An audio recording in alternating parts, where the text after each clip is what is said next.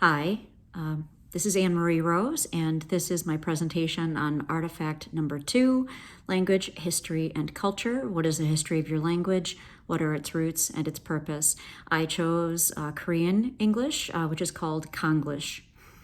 For the history, Korean writing systems from the 4th century AD basically came from China. They had their influence from the Chinese. The Koreans adapted a printing system that the Chinese used. They used carved wooden blocks, and they created the world's first metal movable type in the 12th century. Japan and Korea also are close cousins, but with some lingering anger over Japanese occupation and subjugation of Korean people, it created some bad feelings. This concept was also explored in the book Pachinko. I highly recommend reading it by Lee Min-jin. But there were quite a few people that crossed over the sea to live in Japan, and so there was a little bit of cross influence between the two. So the history, Hangul, also called in Korean Great Script, can be spelled Hangeul or Hangul, pronounced Hangul. This is an alphabetic system, which is different from the characters used in Chinese script, and it's used for writing the Korean language. So basically, the person who's credited for creating this alphabet-based system was King Sejong. He was the 4th king of the Joseon dynasty. The system was made the official writing system for the Korean language in 1446 by one of Sejong's decrees. So the script was generally known until the 20th century by the name Sejong gave it, which was Hunmin Jongum. The Hunmin Jongum, loosely translated, came to mean proper sounds to instruct the people. And that was because of the influence of Confucianism and of the Chinese culture. Hangul was not used by scholars or Koreans of the upper classes until 1945, and obviously wasn't used by anyone below the upper classes during that time either. So linguistically, they say that Korean is unrelated to Chinese, but is similar to, but still distinct from Japanese. Early historical records indicate that at the dawn of the Christian era, 2 groups of languages were spoken in Manchuria and on the Korean peninsula: the northern or Puyo group and the southern or Han group. There are a number of regional dialects within Korea, even still to this day, defined mostly by the variations in stress placed on certain syllables and words from region to region. The more you listen to Korean people speak, especially in things like variety shows, news, dramas, you get to hear, when you become trained more, to hear the difference in the dialects. So these dialects are loosely defined on provincial boundaries. There's Seoul, obviously the capital city, Gangwon, Gyeonggi provinces, the Gyeongsang province, the Jeolla province, Hamgyong province, Pyongan province, also Hwanghae province, and Jeju Island. Except for the Jeju dialect, they are similar enough that Koreans basically have no trouble in understanding each other.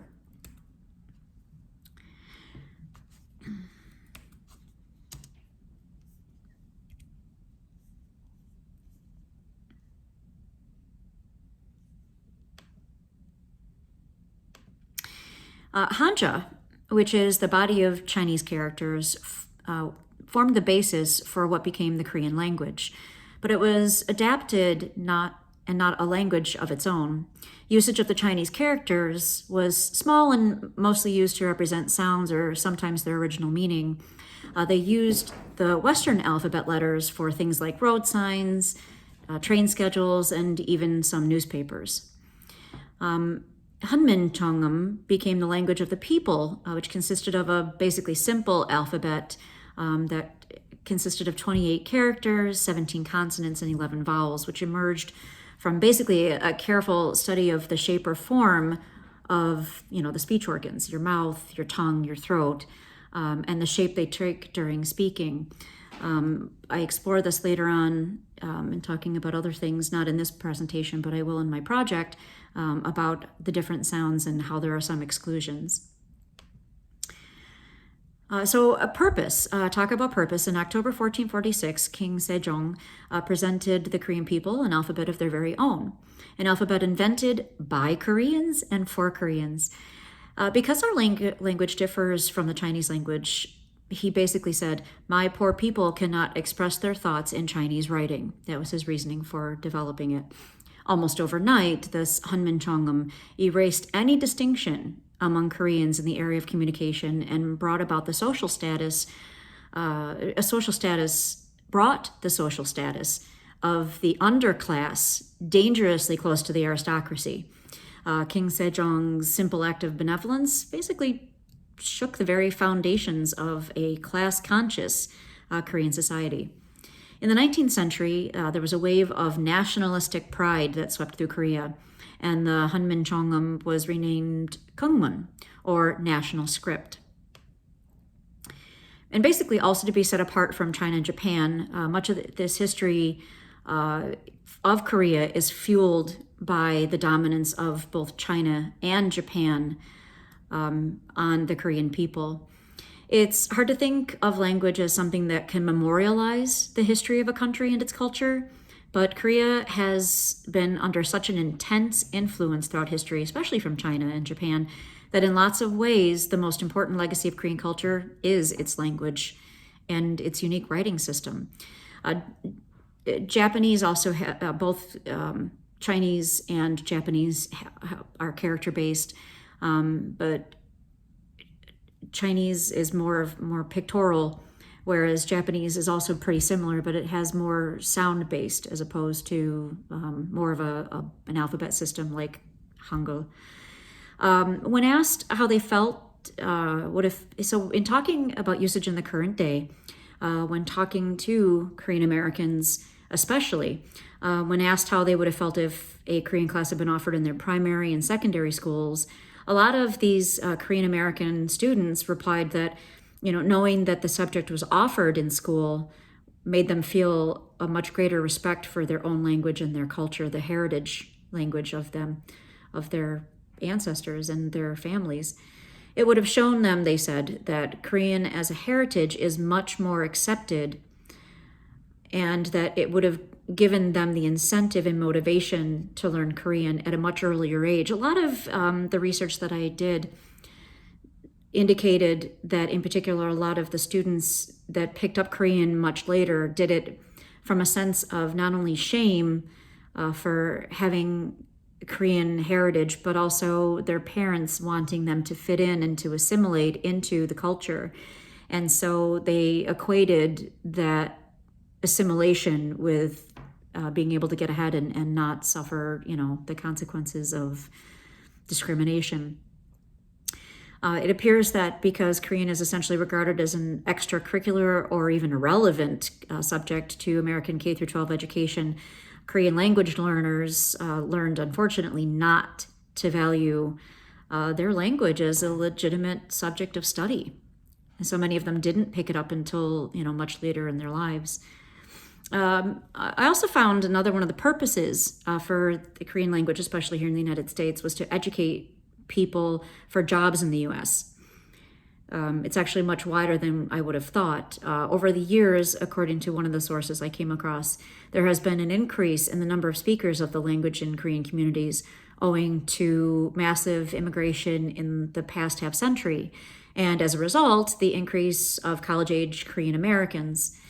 In addition, the higher proportions of advanced level Korean courses can also reflect the current national demand for highly developed Korean speakers, since the selection of Korean is one of the 8 less commonly taught languages critical to U.S. national security and economy. Therefore, more advanced level courses are offered to help learners reach the professional proficiency required of relevant U.S. government personnel. So instead of just a working knowledge that they might get from their families, several people have gone on to try to take the advanced language so as to, help further acceptance of the language, acceptance of the people, and in working back and forth for a greater economy between Korea and the United States. So why aren't we teaching Korean? One of the sources I came across said, well, because basically Spanish is the most commonly taught language in schools. There's also a shortage of qualified teachers, which I'm not sure if I agree with that statement, because it does seem to be that there are very large populations of Korean Americans, especially in certain areas. It might just be that because there's so much smaller cells of Korean speakers and not in enough cities, that might be why you wouldn't find it in some of the smaller cities. I know that my daughter is taking a Korean class at UB with a Korean teacher. Song Sang Nim is a great person that came directly from Korea and is teaching at the college level. But also, in addition to the two reasons I mentioned, Spanish and the lack of qualified teachers, the third reason is because of the negative effects of the No Child Left Behind Act. And so that made a lot of the teaching of foreign languages, especially in the lower grades, basically impossible. So that's my thoughts and research on artifact number 2, history, roots, and purpose. Thank you.